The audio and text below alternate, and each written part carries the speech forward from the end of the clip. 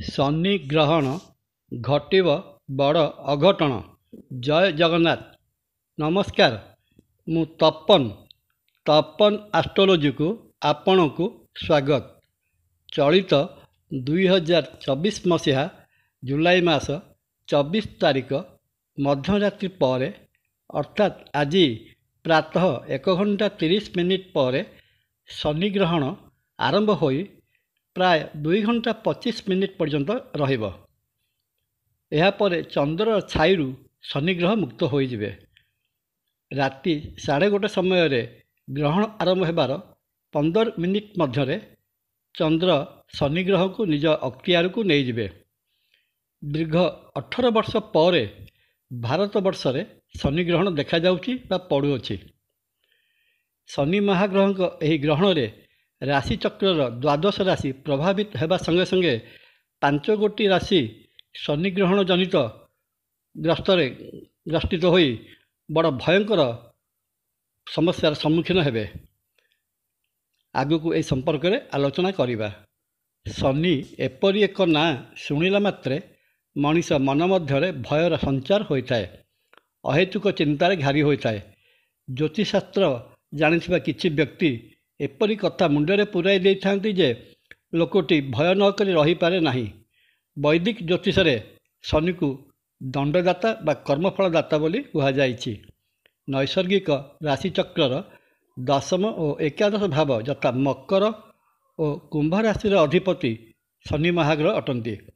ଦଶମ କର୍ମଭାବ ଓ ଏକାଦଶ ଭାବ ଆୟଭାବକୁ ପ୍ରତିନିଧିତ୍ୱ କରୁଥିବା ବେଳେ ଶନିକୁ କର୍ମଫଳଦାତା ଓ କର୍ମ ପ୍ରଦାନକାରୀ ଗ୍ରହ ଏବଂ ଏକାଦଶ ଭାବ ଆୟଭାବର ଅଧିପତି ହୋଇଥିବାରୁ ଆୟ ପ୍ରଦାନକାରୀ ଗ୍ରହ ରୂପେ ମଧ୍ୟ ଗ୍ରହଣ କରାଯାଏ।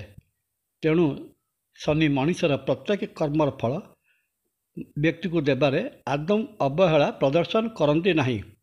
ପ୍ରତ୍ୟେକ ଭଲ କର୍ମ ପାଇଁ ପୁରସ୍କାର ଭାବରେ ଶନି ବହୁତ କିଛି ସାଂସାରିକ ସଂସାଧନ ଯୋଗାଇ ଦେଇଥାନ୍ତି ତ ଖରାପ କର୍ମ ପାଇଁ ବହୁତ ବଡ଼ ଦଣ୍ଡ ମଧ୍ୟ ଦେଇଥାନ୍ତି।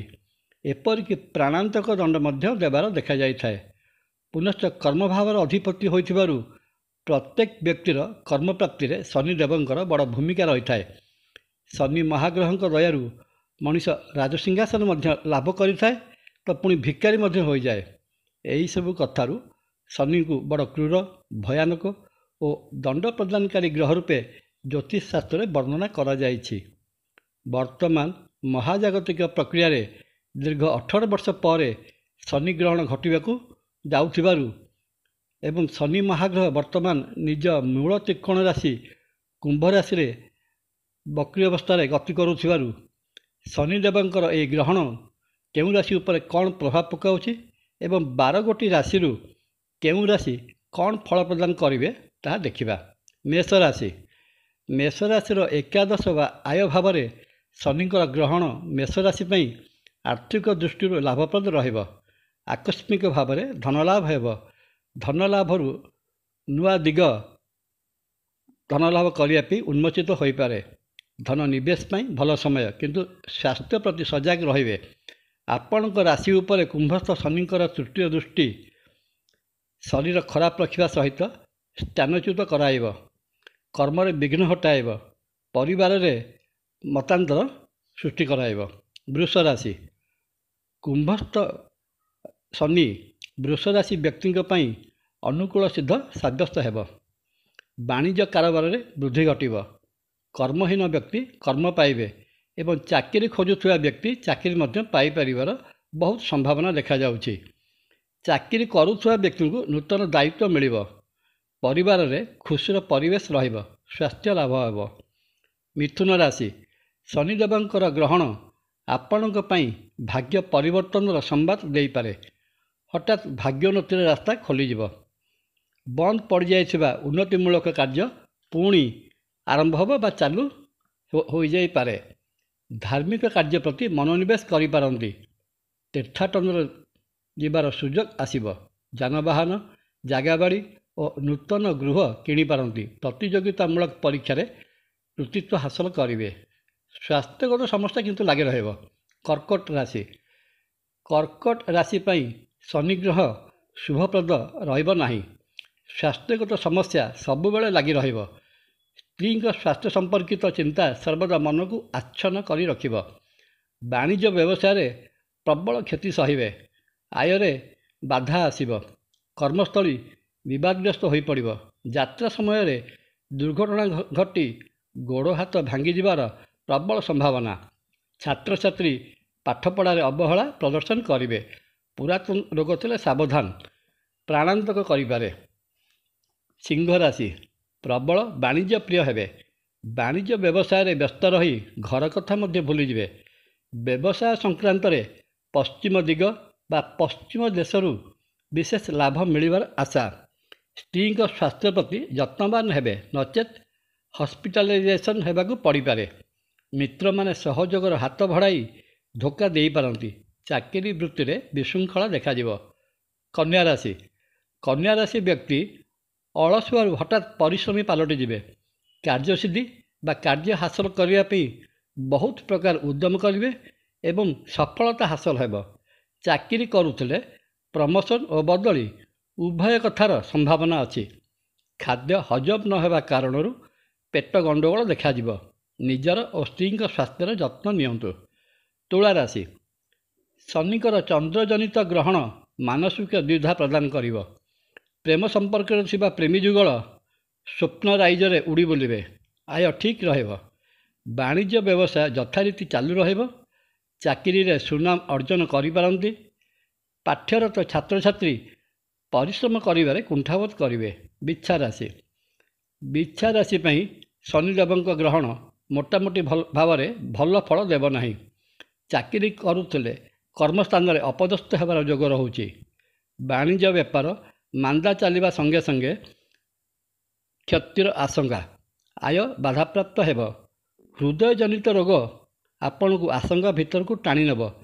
ଚିକିତ୍ସା ପାଇଁ ହସ୍ପିଟାଲରେ ଭର୍ତ୍ତି ହୋଇପାରନ୍ତି। ସ୍ୱାସ୍ଥ୍ୟର ଯତ୍ନ ନିଅନ୍ତୁ। ଧନୁରାଶି ଭ୍ରାତୃମାନଙ୍କ ସହିତ ଉତ୍ତମ ସମ୍ପର୍କ ରକ୍ଷା କରନ୍ତୁ।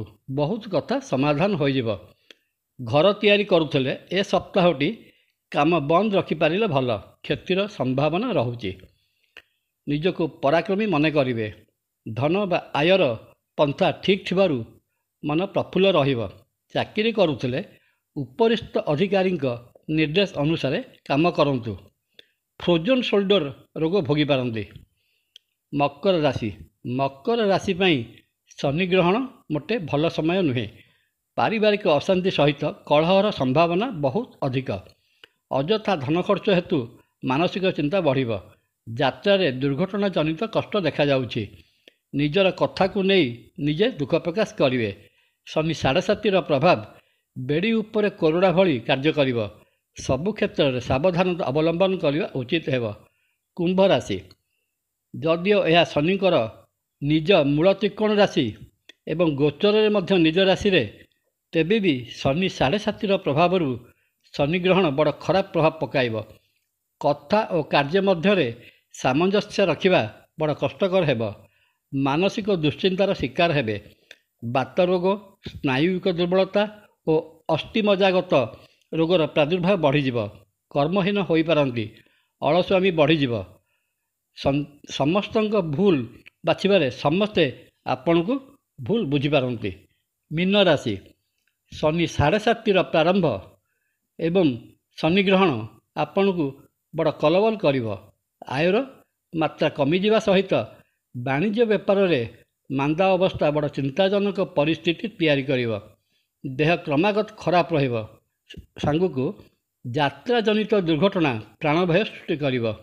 ମନ ମଧ୍ୟରେ ସର୍ବଦା ଅହେତୁକ ଭୟ ଲାଗି ରହିବ। ପୁରୁଣା ଗ୍ୟାଷ୍ଟ୍ରିକ୍ ରୋଗ ହସ୍ପିଟାଲରେ ପହଞ୍ଚାଇପାରେ। ଅପରେସନରେ ମଧ୍ୟ ସମ୍ଭାବନା ରହୁଛି। ତେଣୁ ହାତେ ମାପି ଚାଖଣ୍ଡେ ଚାଲିବା ଭଲ। ଆଜିର ଦିନରେ ଚନ୍ଦ୍ରଙ୍କ ପଛରେ ଶନି ମହାଗ୍ରହଙ୍କର ଲୁଚିଥିବା ଦୀର୍ଘ 18 ବର୍ଷ ପରେ ଆମ ଦେଶ ଭାରତରେ ଦେଖାଯାଉଛି। ଏହି ଶନି ଗ୍ରହଣର ପ୍ରଭାବ ସୂର୍ଯ୍ୟ ଓ ଚନ୍ଦ୍ରଗ୍ରହଣ ପରି ସମାନ ଭାବରେ ଗ୍ରହଣୀୟ ଏବଂ ଏହି ଶନି ମହାଗ୍ରହଙ୍କର ପ୍ରଭାବ ସ୍ଥଳ ବିଶେଷରେ 7 ଦିନ ଠାରୁ ଆରମ୍ଭ କରି ଆଗକୁ ଆସୁଥିବା ସିଂହ ସଂକ୍ରାନ୍ତି ପର୍ଯ୍ୟନ୍ତ ମଧ୍ୟ ଅନୁଭୂତ ହୋଇପାରେ। କର୍କଟ ଓ ବିଛା ରାଶିର ଢାଇଆ ଏବଂ ମକର, କୁମ୍ଭ ଓ ମୀନ ରାଶିର ଶନି ସାଢ଼େ ସାତି ଭୋଗ ହେଉଥିବାରୁ ଏହି 5ଗୋଟି ରାଶି କର୍କଟ, ବିଛା, ମକର, କୁମ୍ଭ ଓ ମୀନ ରାଶିର ବ୍ୟକ୍ତିବିଶେଷ ଶନି ଗ୍ରହଣ ଜନିତ ଖରାପ ଫଳ ଭୋଗ କରିବାର ବହୁତ ସମ୍ଭାବନା। ଶନି ଗ୍ରହଣ ଜନିତ ଦୋଷରୁ ରକ୍ଷା ପାଇବା ପାଇଁ ମହାବୀର ହନୁମାନଙ୍କର ପୂଜାର୍ଚ୍ଚନା, ହନୁମାନ ଚାଳିଶା ପଠନ, ଶନିଙ୍କର ଆରାଧ୍ୟ ଦେବୀ ମା ଦକ୍ଷିଣକାଳୀଙ୍କୁ ପୂଜାର୍ଚ୍ଚନା ଓ ଅଭାବୀ ଲୋକଙ୍କୁ ଅନ୍ନ, ବସ୍ତ୍ର, ଦାନ ଦକ୍ଷିଣା ପ୍ରଭୃତି ପ୍ରଦାନ ବିଶେଷ ଫଳପ୍ରଦ ରହିବ। ଭିଡ଼ିଓଟି ଭଲ ଲାଗିଲେ ସବସ୍କ୍ରାଇବ୍ ଓ ସେୟାର କରିବା ପାଇଁ ଅନୁରୋଧ। ଜୟ ଜଗନ୍ନାଥ। ନମସ୍କାର। ତପନ।